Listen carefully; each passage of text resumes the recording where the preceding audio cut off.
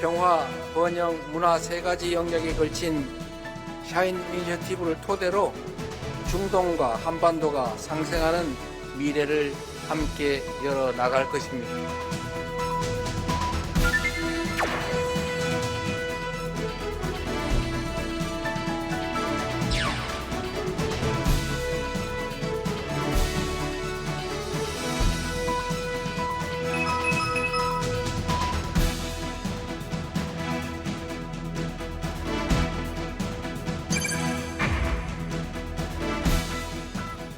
칠박 10일의 일정으로 이재명 대통령이 중동 아프리카 4개국 순방을 마쳤습니다. 이 대통령은 글로벌 무역 전쟁 속에서 아프리카와 중동을 기반으로 시장 다변화를 위한 걸음을 내디뎠습니다. 이 대통령은 G20 정상회의 참석을 계기로 중동과 아프리카 등 글로벌 사우스와의 외교 지평도 확대했는데요. 서울 스튜디오 연결해 자세한 내용 살펴보겠습니다. 차은조 앵커. 네, 대담 이어갑니다. 국익 중심 실용 외교에 초점을 맞춘 이번 중동 아프리카 순방의 주요 성과를 민정훈 국립외교원 북미유럽연구부 교수와 함께 자세히 짚어보겠습니다. 교수님 안녕하십니까? 네, 안녕하세요. 네, 올해 이렇게 G20 정상회의를 끝으로 이재명 대통령의 숨가쁜 다자 외교가 막을 내렸습니다. 먼저 이번 순방의 총평부터 들어본다면요? 그렇습니다. 말씀해 주신 것처럼 이재명 대통령이 취임하신 지 한 6개월 정도 됐죠. 숨가쁘게 이제 그 외교 일정을 수행을 하셨고요. 그 부분에 있어서 개인적으로 감사하다는 말씀을 좀 드립니다. 이번에 그 G20 정상회의를 끝으로 해서 올해 취임 첫 해의 다자 외교 일정이 끝났는데요. 무엇보다도 이번 G20 정상회의를 참석을 통해 가지고 4개국을 순방을 하셨어요. 네. UAE, 이집트, 남아공, 튀르키예.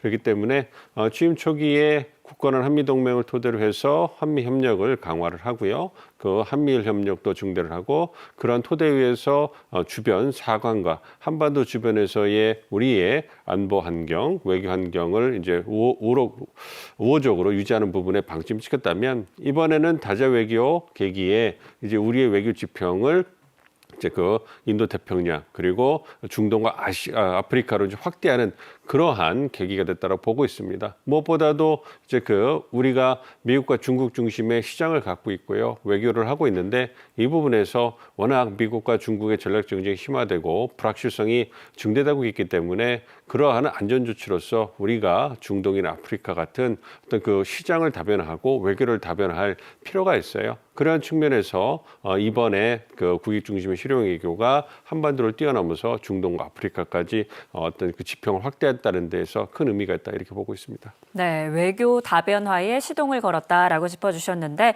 순방 성과도 짚어봐야겠죠. 먼저 UAE부터 살펴보면 협력 범위가 굉장히 확장이 됐습니다. 그렇습니다. 이번에 중동, 아프리카 순방을 통해 가지고 우리나라가 잘하는 것이 무엇인가를 다시 한번 재확인했다 이렇게도 볼 수가 있는데요. 네. 말씀해 주신 것처럼 아랍에미리트를 방문을 하셔가지고요. 이제 그 협력의 지평을 넓힌 거죠. 그래서 주로 중동하면 우리가 생각나는 것이 에너지, 네. 건설 이런 부분인데요. 이러한 부분을 뛰어넘어 가지고 인공지능이라든지 방산, 우주, 바이오 이런 분야까지 어떻게 본다면 미래 먹거리 산업까지 이제 중동과의 협력을 이제 증대 나가는 이러한 모양새를 갖추는 거죠.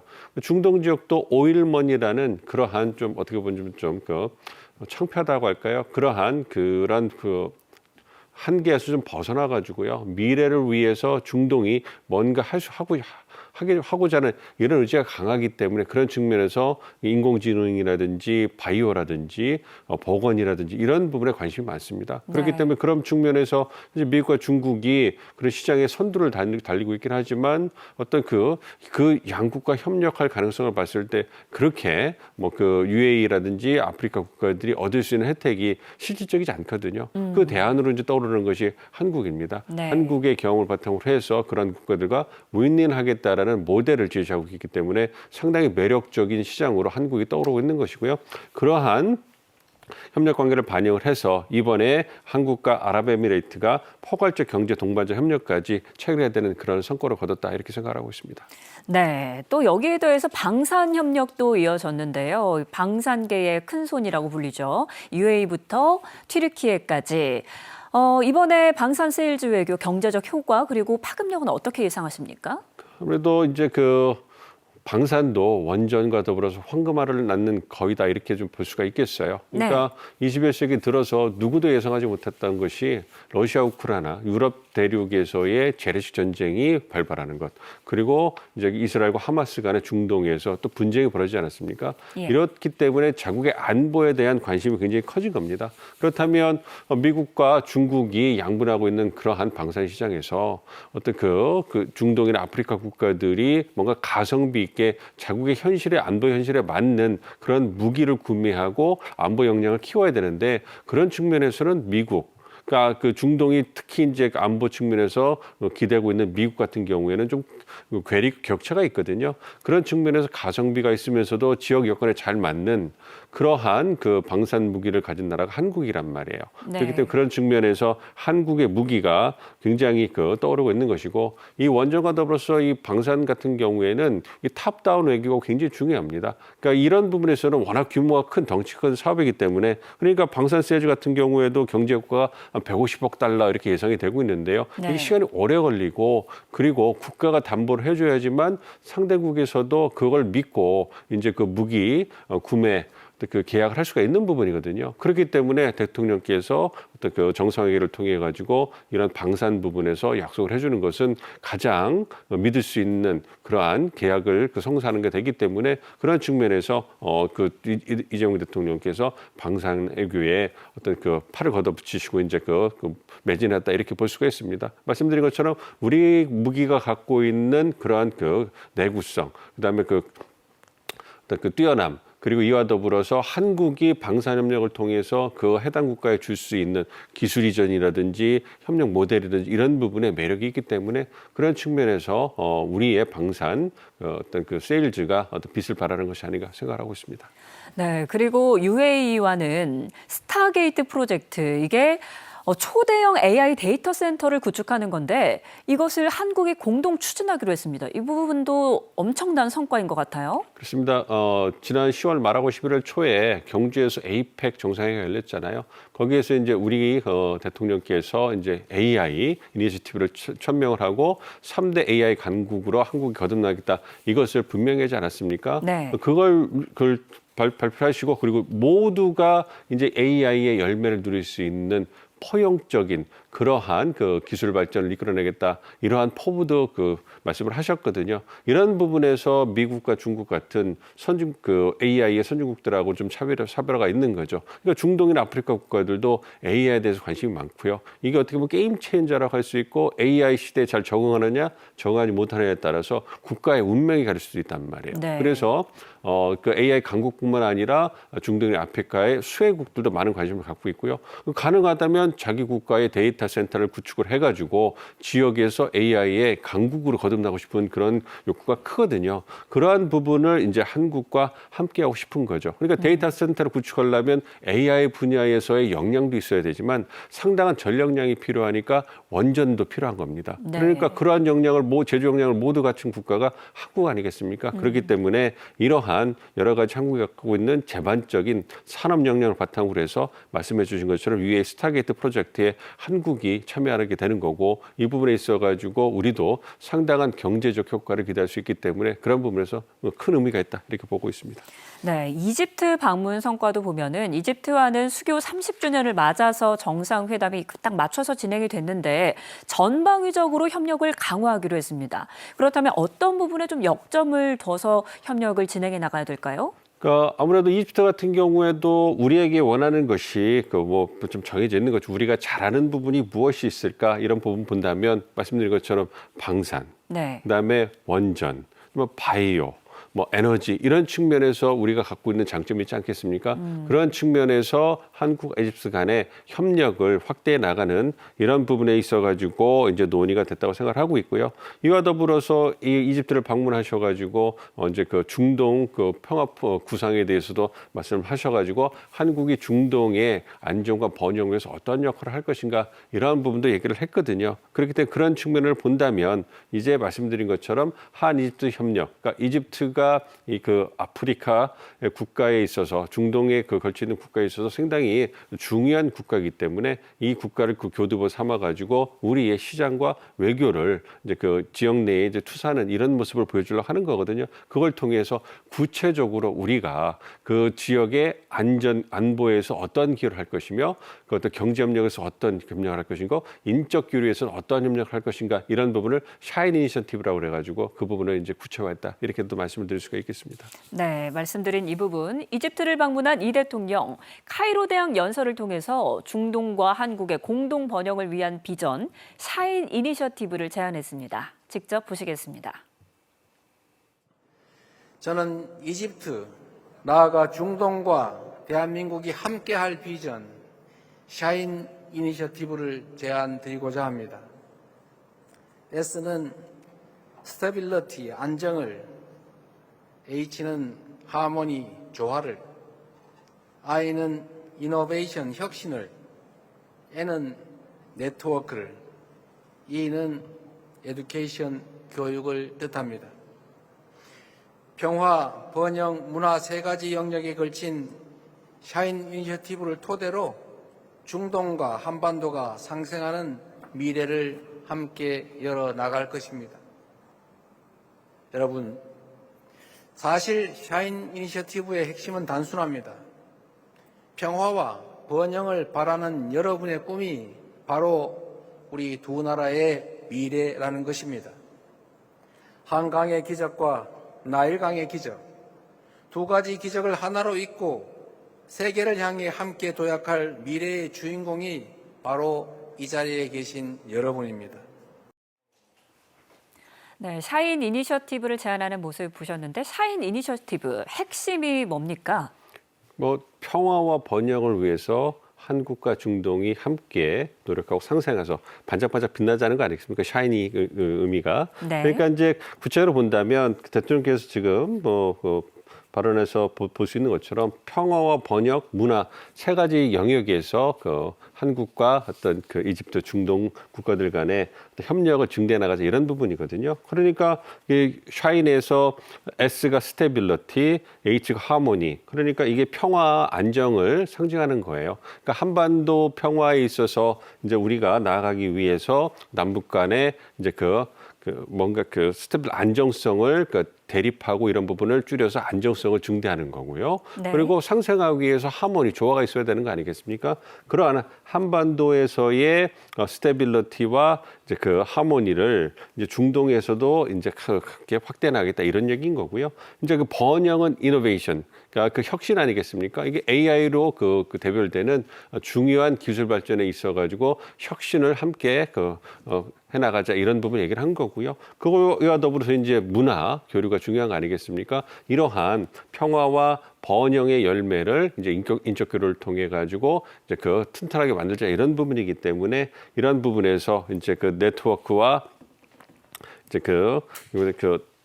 인적 교류, 에듀케이션, 이걸 통해서 혁신을 이끌어낸다, 이런 부분이거든요. 그러한 부분에서 전방위적으로 한국이 중동과의 관계를 확대해 나갔다는 걸, 그 구체적인 청사진을 보여줬다, 이렇게 말씀을 드릴 수가 있겠습니다. 네, 아랍에미리트, 이집트에 이어 G20이 열리는 남아공에 방문한 이재명 대통령. 이번 G20 회의의 세 가지 세션에 모두 참석해서 발언했는데요. 현장 모습 보시겠습니다. 존경하는 동료 여러분, 아프리카 속담처럼 비는 한 지붕에만 내리지는 않습니다. G20는 2008년 금융위기, 2020년 팬데믹 위기에 세계 경제 회복을 이끌어냈습니다. 기후, 재난, 에너지, 식량의 복합위기 또한 그때와 같은 책임감 있는 연대를 필요로 합니다. 한 국가의 회복력은 전 세계의 회복력으로 이어집니다. 위험을 사전에 낮추고 충격에 흔들리지 않으며 더 나은 상태로 회복할 수 있는 글로벌 체계를 함께 구축하는 데 대한민국이 앞장서서 기여하겠습니다. 네, 기후, 에너지 등 이 위기를 연대로 극복해 나가자라는 회복력 있는 회복을 강조하는 메시지였는데요. 어떻게 들으셨습니까? 그렇습니다. 이번 G20 정상회의에 이재명 대통령이 참석하셔가지고 이제 우리나라가 다자무역 그리고 말씀해 주신 것처럼 어떤 지역의 평화와 안정을 위해서 어떻게 기여를 할 수 있을까 이 부분에 대해서 이제 그 구체적인 로드맵을 보여주신 건데요. 네. 이번 G20 정상회의 주제가 연대 평등 지속 가능성이었고요. 세 개 세션으로 구성이 돼 있었는데 첫 번째가 포용적이고 지속 가능한 경제 성장, 다자무역, 자유무역을 이제 그 증대해 나가는 부분. 두 번째가 이제 기후 변화를 다루는 회복력 있는 세계. 세 번째가 AI 열매를 함께 공유하는 모두를 위한 공정하고 정의로운 미래 이런 부분이었어요. 그러니까 이런 부분에 있어가지고 한국이 어떠한 역할을 구체적으로 할 수 있는가. 특히 이번 G20 정상회의가 남아공 아프리카에서 처음 개최된 그런 정상회의였거든요. 그러니까 아프리카 대륙이 갖고 있는 그 아픔을 본다면 아무래도 그 글로벌 불평등에서 고생받고 있고 또 부채가 굉장히 많지 않겠습니까? 이런 부분들 기후변화로 해서 직접적인 타격을 받는 국가이기 때문에 이러한 부분에서 이제 그 경제적 번영과 안정을 위해서는 아무래도 다자무역, 자유무역을 증진해야 된다. 그래서 WTO 체제를 복원하는 게 필요하다. 대통령이 말씀을 하신 거고요. 그다음에 이제 그 기후변화로 직접적인 그 어려움을 겪고 있기 때문에 기후변화에 대응하는 부분. 그래서 한국이 어떠한 기여를 할 수 있는가 이런 부분도 보여주신 거고요. 식량 안보도 굉장히 큰 부분 아니겠습니까? 네. 그런 부분도 다른 거고요. 마지막에 이 AI로 대별되는 어떤 미래 첨단 기술의 열매를 말씀드린 것처럼 선진국만 누려서는 안 된다. 그렇기 때문에 한국이 AI 이니셔티브를 통해 가지고 포용 있는 모두가 함께 누릴 수 있는 그러한 미래 발전상을 만들어 나가자 이런 부분에서 이제 그 선도적 역할을 하겠다 이걸 보여준 거거든요. 그러한 측면에서 이제 그 한국이 책임 있는 핵심 강국으로서의 모습을 G20 정상회의에서 여과 없이 보여줬다 이렇게 생각을 하고 있습니다. 네, 이어서 이재명 대통령은 중격 5개국 협의체 믹타 정상들과도 회동을 하고 또 프랑스 정상, 독일 정상과도 연이어서 만났는데요. 특히 독일 총리에게 통일 노하우 있으면 알려달라 이 장면도 인상적이었어요. 그렇습니다. 그러니까 G20 정상회의 다자회의 계기에 이제 그 다양한 양자 협상이 열리는데요. 믹타 같은 경우에는 그 5개 중견국의 모임이고요. 그러니까 다자무역을 증진하기 위해서 미국과 중국이 어떤 그 무역 경쟁을 하고 특히 미국이 다자무역, 자유무역을 거부하면서 일방적 공세적인 그런 통상 정책을 펴고 있기 때문에 전 세계 글로벌 시스템 자체가 흔들리고 있는 상황이거든요. 그러한 상황에서 한국 같은 그러한 중견국들이 중심이 돼가지고 자유무역, 다자무역을 지켜나가야 된다. 이런 부분을 다시 한번 확인한 그러한 회의가 됐고요. 이와 더불어서 유럽의 주요 국가잖아요. 프랑스와 독일 같은 경우에는 우리와 그 경제적 안보 협력에서 중요한 파트너이기 때문에 그러한 부분에서 이제 그 약식 양자 정상회담을 통해 가지고 양권의 관계를 돈독히 하는 이러한 계기를 만들어 생각하고요. 특히 독일 같은 경우는 통일의 경험이 있기 때문에 우리와 만나면 항상 그 한반도의 통일, 분단에 대해서 많은 관심을 갖고 물어봅니다. 그래서 그러한 그 부분에서 이번에 우리 대통령께서 독일 정상을 만나서 어떤 그 공감대를 형성하는 그러한 만남의 장이 아니었나 생각하고 있습니다. 네, 그리고 2028년에는 G20이 우리나라에서 열립니다. 우리나라가 2028년 G20 의장직을 수임을 했는데요. 이건 어떤 의미가 있을까요? 이번에 APEC 정상회의도 언제 저희가 개최를 했고요. 말씀해주신 G20 정상회의도 이제 2028년에 의장국으로 수임하는 거 아니겠습니까? 그만큼 뭐 돌아가면서 한다 이렇게도 생각할 수 있겠습니다만 한국의 어떤 그 상당히 그 커진 국력을 우리가 확인할 수 있다 이렇게 생각을 하고 있고요. 저도 마찬가지지만 많은 전문가들이 이제는 해외를 나가면 한국에서 왔다라는 부분에 대해서 많은 자부심을 갖고 굉장히 긍정적으로 받아지는 부분을 많이 확인할 수가 있어요. 그런 부분에서 이제 한국이 선진국의 반열에 확실히 올라섰구나. 그리고 한국의 국력이 커졌구나. 그래서 전 세계 구성원으로부터 많은 존중을 받고 있는 나라가 됐구나. 이런 부분을 이제 느낄 수가 있는데요. 그러한 그 우리의 그 역량이 발휘되는 부분이 이렇게 다자회의를 수임하면서 성공적으로 개최하는 모습을 보여주는 거 아니겠습니까? 네. 그렇기 때문에 이러한 다자회의 그 수임을 통해 가지고 우리가 글로벌 핵심 강국으로서 나가는 모습을 확실하게 보여주는 그러한 것이 필요하지 않을까 생각하고 있습니다. 네, 그리고 순방 마지막 일정은 튀르키예였습니다. 튀르키예는 피를 나눈 형제의 나라라고 불리기도 하는데 방산 원전뿐만 아니라 또 보훈과 관련한 MOU가 체결이 됐어요. 어떤 내용입니까? 그렇습니다. 아무래도 말씀해 주신 것처럼 피를 나눈 형제, 그리고 이제 네 번째로 한국 전쟁이 있어가지고 어떤 참여한 그러한 그 규모가 큰 그런 국가거든요. 그래서 2002년 한일 월드컵 기억을 하실 거예요. 그때 4강전을 하면서 어떤 그 한국과 그때는 터키였죠. 그 터키가 보여줬던 그 훈훈한 모습. 그러니까 피를 나눈 형제라는 것. 그러니까 전쟁이 발발해서 어려움이 있을 때 기꺼이 군을 보내가지고 피를 흘리면서 지켜주는 이런 모습을 보여줬기 때문에 그러한 부분에서 한국과 튀르키예는 굉장히 가깝게 연결되는 국가라고 생각하고요. 그렇기 때문에 어떤 그 유럽과 중동을 잇는 가교 역할을 하는 튀르키예가 지정학적으로 중요하기도 합니다만 지정학적으로도 경제적 파트너로서도 굉장히 의미가 있지만 그와 더불어서 보훈 측면에서 말씀드린 그런 역사적 배경을 바탕으로 해서 보훈 관련된 MOU가 체결이 됐고 그 부분에서 이제 한국전에 참여하신 그러한 참전 용사들을 기리고 이러한 그 혈맹을 바탕으로 해서 이제 앞으로도 그 양국 간의 관계를 끈끈이 이어나갈 수 있는 그러한 교두보 역할을 할 수 있는 것이 보훈이거든요. 그러한 부분은 이제 이재명 정부가 잘 그 캐치를 해서 이번 MOU를 맺으면서 양국 간의 관계를 확대하는 그러한 토대를 만든 것이 아닌가 이렇게 생각을 하고 있습니다. 네, 이렇게 7박 10일 외교 대장정이 마무리가 됐습니다. 자, 이제 순방 이후 앞으로의 과제 마무리 말씀으로 간략하게 들어볼까요? 예, 이제 그 이재명 정부 출범한 지 첫 해가 이제 마무리되잖아요. 그리고 네. 이번 G20 정상회의가 말씀하신 것처럼 그 다자 외교의 마지막 일정이었다 올해 그렇게 됐기 때문에 이제는 내년을 준비를 해야 되겠죠. 올해 국위 중심 실용회기 토대를 닦았고요. 그리고 우리 외교의 지평을 확대하는 계기를 만들었기 때문에 그 다음에는 뭘 해야 되겠습니까? 그렇게 확대된 지평을 이제 돈독히 하고 공고히 하는 작업을 이제 2년 차에 해야 되지 않을까 생각하고 있고요. 그를 위한 철저한 준비와 대비가 있어야 되지 않을까 그렇게 생각하고 있습니다.